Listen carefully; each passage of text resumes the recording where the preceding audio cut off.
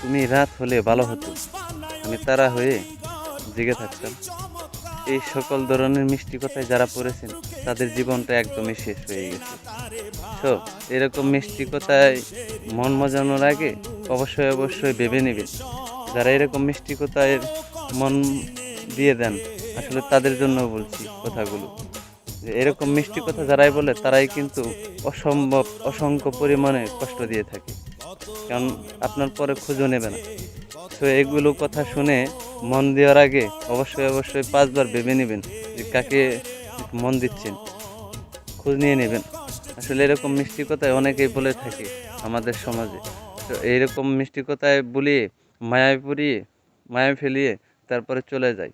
আসলে মায়া জিনিসটা অসম্ভব খারাপ জিনিস, অসম্ভব একটা খারাপ নেশা।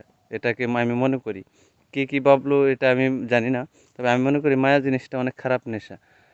এটা ওকে ভোলার মতন কোনো কায়দা নেই। একবার মায়ায় ফেলিয়ে পড়ে গেলে অসংখ্য কষ্ট, অসংখ্য কষ্ট। তো সকলে ভালো থাকবেন, সুস্থ থাকবেন। ভিডিওটা ভালো লাগলে অবশ্যই লাইক, ফলো, কমেন্ট করবেন এবং শেয়ার দিয়ে পাশে থাকবেন। আসসালামু আলাইকুম।